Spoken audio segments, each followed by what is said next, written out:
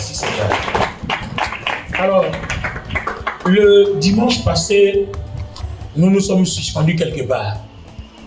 Notre objectif était de montrer comment est-ce qu'on porte du fruit.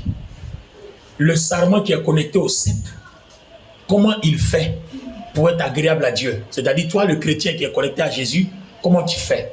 Et on a dit qu'il fallait mener une vie juste. Amen. Et il fallait porter du fruit. Nous allons parler de ça. Et après, je parlerai d'un autre événement que je ne terminerai pas parce que je vais vous suspendre pour la prochaine fois. Alors, on a déjà lu 2 fois ici, Jean 15, 1 à 17. Et je vous ai déjà parlé avant Jean 15, j'ai parlé de Jean 3, 16. Saint-Esprit, je prie au nom de Jésus que tu prennes le contrôle. Conduis-moi de façon concise. Conduis-moi de façon précise. Que ton nom soit glorifié au nom de Jésus. Amen. Jean 15, 1 à 7 dit quoi? Je suis le cep. Vous êtes les sarments. Tout sarment connecté à moi porte du fruit. Mais tout sarment connecté à moi qui ne porte pas de fruit, on le coupe et on le jette au feu. Et le sarment qui porte du fruit, on va le purifier pour qu'il soit davantage béni. Il dit, sans moi, vous ne pouvez rien faire. Si vous portez du fruit, que vous prouvez ainsi que vous êtes mes disciples, si vous obéissez à mes commandements, vous portez donc du fruit. Si vous vous aimez les uns les autres, vous portez donc du fruit. Et si vous faites ainsi que vous prouvez votre foi, votre confiance en moi, que vous prouvez que vous êtes mes disciples, alors tout ce que vous allez demander au Père en mon nom, il va le faire. Waouh! Et il dit ensuite, je ne vous appellerai plus serviteur, mais je vous appellerai ami. Parce que le serviteur ne sait pas ce que son maître fait. L'ami, à lui, on lui révèle tous les secrets du Père. Alors les amis, aujourd'hui, toi et moi, on va arriver à une dimension. Touche ton ami, dis-lui une nouvelle dimension. Alors, je vais commencer par ami. J'ai besoin de 3 personnes. Quand Dieu nous a créés, il nous a créés corps, âme et puis esprit. Donc, voici le pasteur David, fais un pas en avant. Voici le corps du pasteur David.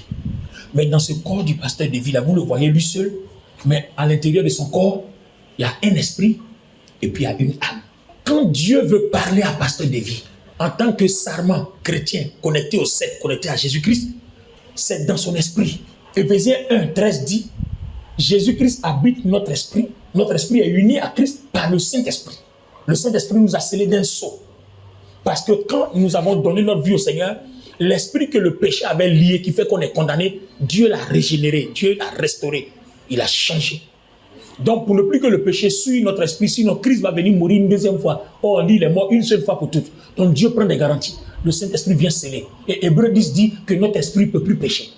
Donc quand David commet un péché, ça reste dans son corps, son âme est coupable, mais le péché ne touche pas son esprit. Mais s'il ne se répand pas, le jour où il meurt, il va en enfer.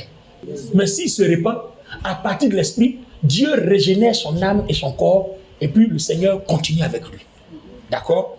C'est comme le cep qui est connecté au sarment, le chrétien qui est connecté à Jésus-Christ. Chaque fois que tu commets un péché, tu crées une fissure entre la partie où la branche et le tronc se rencontrent. Donc chaque fois que tu commets un péché, tu crées une fissure. Et si tu ne te répands pas, si tu n'arrêtes pas de pécher pour réparer, la branche finit par tomber. Et comme tu ne portes pas de fruits, on va te couper et puis on va te jeter au feu. Mais si tu portes du fruit en abondance, alors le Père sera glorifié et tout ce que tu demandes à Dieu, tout cela te sera accordé. Amen. Alors, qui n'a pas envie d'avoir tout ce qu'il demande à Dieu? Toi, tu es pianiste. Tu n'as pas envie que tout ce que tu demandes à Dieu t'accorde. Mais pourtant, ce n'est pas parce que tu dis, Seigneur, tu as dit, tout ce que nous demandons, tu vas nous accorder. Il dit non. Dans le livre de Jacques, la prière du juste est efficace. Donc, si Dieu donne tout à une personne, c'est la personne qui est juste. Pourquoi? Dans le psaume 11, verset 7, il dit, Dieu est juste et Dieu aime la justice. Dans 1 Jean 3, je crois le verset 5 à 7, il dit, Jésus-Christ aussi est juste. Donc, si Dieu est juste, que Jésus est juste, le Seigneur Jésus dit, demeurez en moi comme moi j'ai demeuré dans le Père. Donc, comme le Père est juste et que lui aussi pratique la justice, donc lui aussi il est juste. Donc, la nature du Père est en lui, lui aussi sa même nature qui est en lui là est dans le Père. Donc, demeurer dans le Père et demeurer en moi comme moi j'ai demeuré dans le Père, ça veut dire que toi et moi on est la même chose, on fait les mêmes choses, donc on se ressemble, on est créé à l'image du Père, à la ressemblance du Père. Quand je demeure en lui, il demeure en moi. Amen. Sauf si tu pratiques la justice. Et maintenant, Philippiens 1 parle des fruits de la justice. Il y a plusieurs versets qui parlent des fruits de la justice. Donc, porter du fruit, c'est être juste et pratiquer les œuvres justes. Or, quand vous lisez le psaume 89, le verset 14 pour certaines versions, 13 pour d'autres versions, et puis le psaume 97, verset 2, le trône de Dieu est fondé sur la justice et l'équité. L'équité, c'est quoi?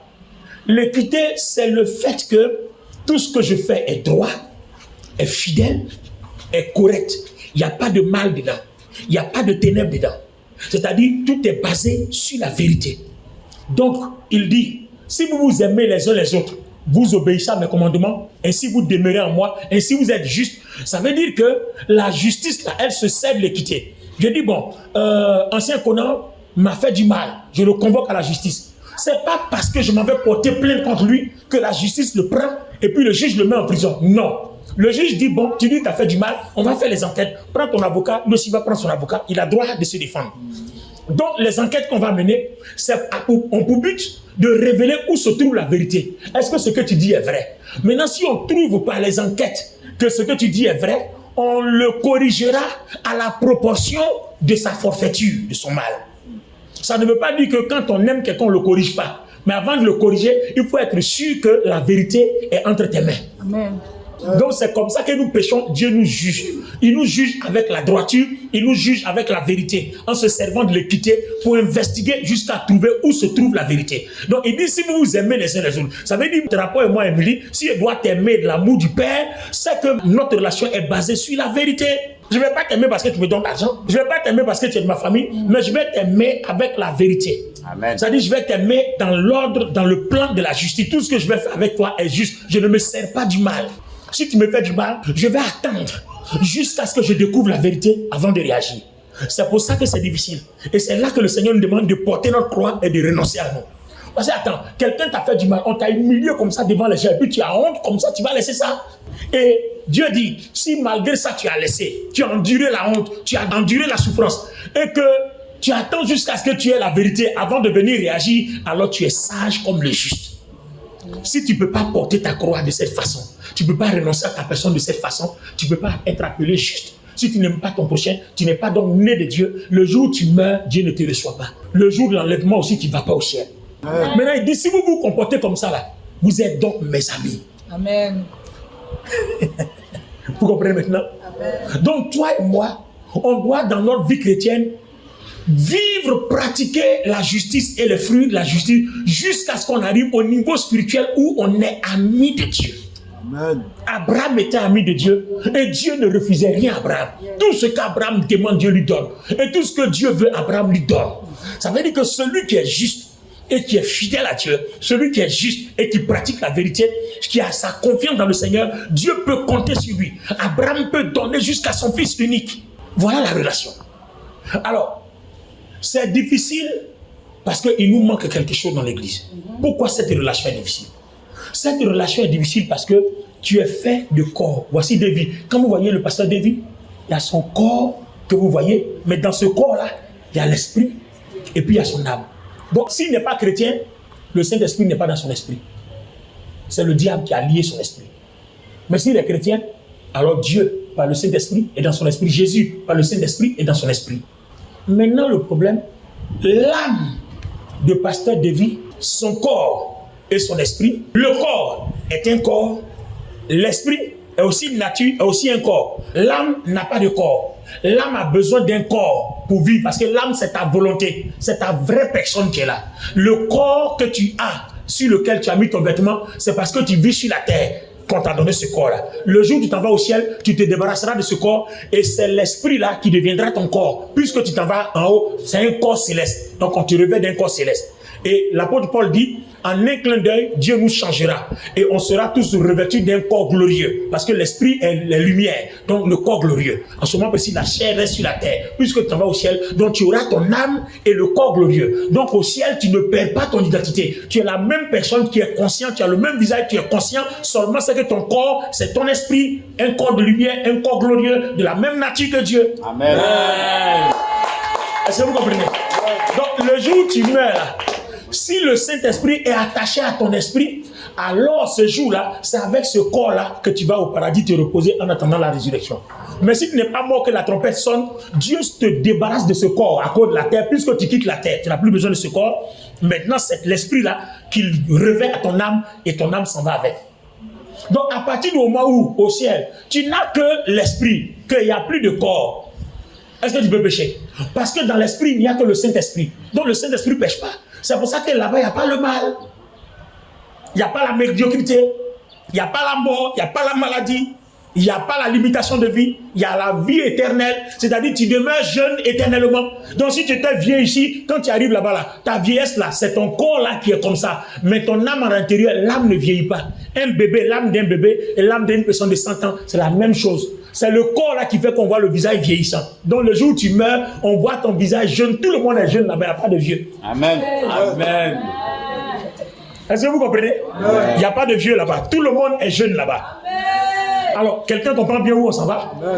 Très bien. Ça veut dire que sur la terre, on a quelque chose à faire.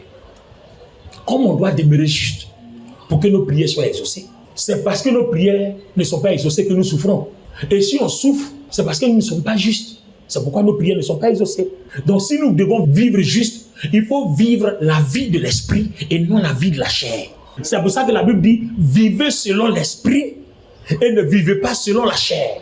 Si vous vivez selon l'esprit, vous vivrez éternellement, vous ne mourrez pas. C'est-à-dire que vous avez la vie éternelle après la mort. Mais si vous vivez selon la chair, vous allez mourir, c'est-à-dire que vous n'irez pas au paradis. Donc, l'âme n'a pas de corps. L'âme est entre le corps et l'esprit. Donc, je reprends là où il y a eu le lapsus. L'âme a le corps parce qu'il est sur la terre et il a l'esprit pour qu'il y ait un moyen afin que Dieu lui parle et pour que le jour où il va aller, il ait un corps céleste pour aller là-bas. Parce que s'il n'a pas de corps céleste, parce que l'âme n'a pas de corps. C'est ta volonté. C'est-à-dire ta faculté de décider ce que tu veux. C'est ce qu'on appelle dans la Bible le libre arbitre, puisque Dieu ne force personne. D'accord? Maintenant, pourquoi on est chrétien et puis on n'arrive pas à dominer le péché alors que le Saint-Esprit est en nous? C'est parce que, bon, je vais supposer que l'âme, c'est le pasteur de vie, c'est sa volonté, et puis il a un corps, il a un esprit. Comme ça, on comprendra bien. Ok? Donc, si le pasteur de vie écoute les pressions de ce corps-là, il va vivre dans impurité, fornication, fétichisme, cigarette, tabac. Mais s'il écoute l'esprit, en ce moment précis-là, il va faire ce qui est saint, ce qui est juste, ce qui est droit, ce qui est vérité. Amen. Ce qui est pur. Parce que dans la Bible, ce qui est vérité est saint. C'est ce que la Bible dit. Ce qui est vérité est pur. C'est ce que la Bible dit. Quand on dit la sainteté, ce n'est pas la tenue blanche. Non. Non. Quand la vérité habite ton cœur, Dieu dit tu as un cœur pur. Amen. Est-ce que vous comprenez? Amen. Donc, quelqu'un qui n'est pas attaché au mensonge, mais qui est attaché à la vérité, tu as un cœur pur. Alors, quelle est la vie de vérité qu'on doit mener? Ça là, c'est quelque chose qu'on va voir la prochaine fois. D'accord? Alors, regardez-moi. Le pasteur de vie, vous voyez, non? Corps, âme et esprit sont séparés. Quand vous voyez, c'est séparé, non? Alors, si c'est séparé, ça veut dire que si Dieu parle à son esprit, comme son âme est séparée de son esprit, ce que l'esprit reçoit, lui ne reçoit pas. Mais généralement, notre âme est attachée au corps. L'âme ressent plus le corps que l'esprit.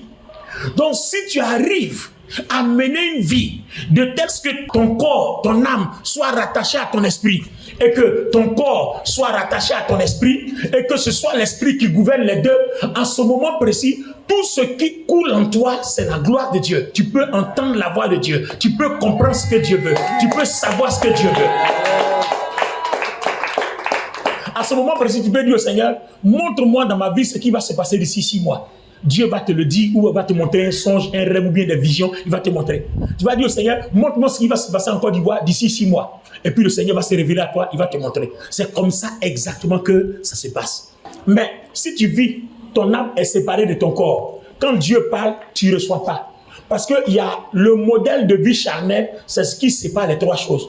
Le corps est à part, l'âme est à part, l'esprit est à part. Et quand l'esprit est loin, que tu es séparé de l'esprit, il reste quoi? On est attaché au corps parce que quand on mange, quand on parle, toutes nos habitudes sont humaines et charnelles. Alors que Dieu veut que nos habitudes soient spirituelles.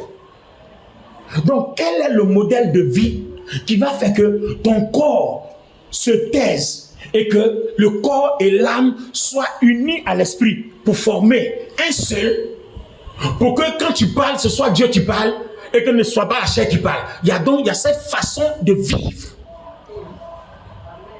Et c'est ce modèle de vie-là qu'on appelle la vie du juste. Vous comprenez très bien?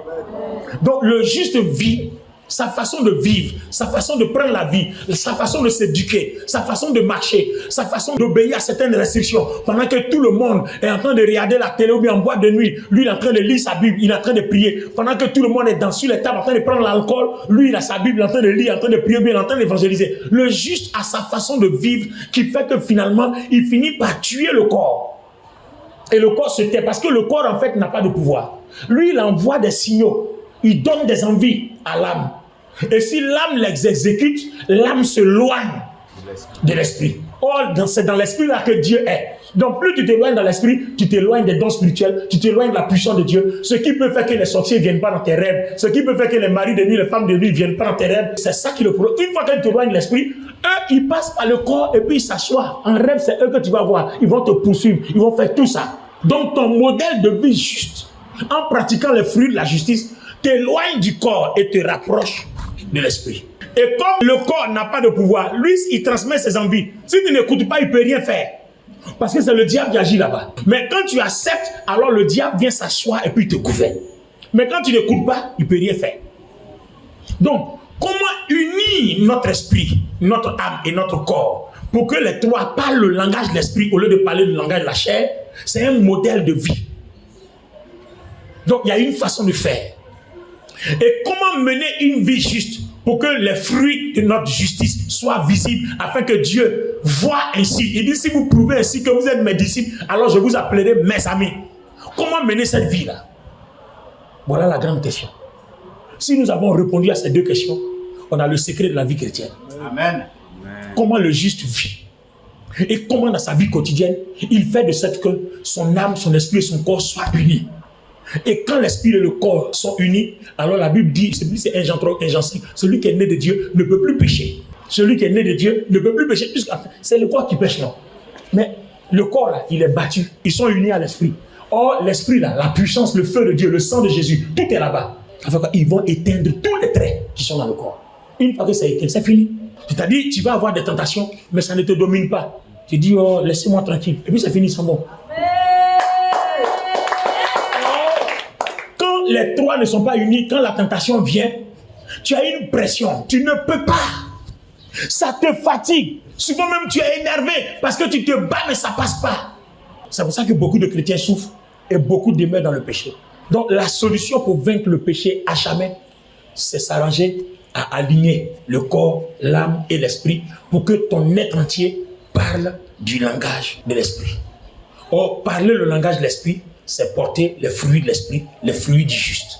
Et c'est de ça qu'on va parler le dimanche prochain. Le dimanche prochain, quand on se retrouve, nous allons montrer la vie du juste. Donc on parlera de deux choses. La vie du juste et comment aligner son esprit, son âme et son corps en une seule personne. Il y a une façon de faire. Donc dimanche prochain, c'est ce qu'on enseigne. On est rentré dans une nouvelle saison et Dieu me dit que notre saison de gloire est arrivée. Amen. Dieu me dit que notre saison de gloire est arrivée. Donc si la saison de gloire est arrivée, il va falloir que tu te prépares à rentrer dans la gloire de Dieu. Amen. Amen. Alors on va faire une prière stratégique. Lève ta main droite. Dis avec moi, Seigneur, de 2002 à 2013, nous sommes passés par le feu. De 2013 à 2022, il y a eu un autre feu. Mais nous n'avons pas été détruits. Comme l'or passe par le feu et il devient beaucoup plus pur, nous sommes devenus purs. Et nous prêchons l'évangile de la vérité. C'est pour ça que tu nous fais entrer dans la grâce. 2026 est une saison de gloire pour nous. Et nous bénissons ton nom. Pendant que nous élevons la voix et que nous prophétisons la gloire de la dernière saison, la gloire de cette nouvelle maison, et pendant que je bats les mains, Seigneur, fais-moi la grâce de rattraper cette bénédiction, d'arriver à ce stade-là. Prie le Seigneur au nom de Jésus.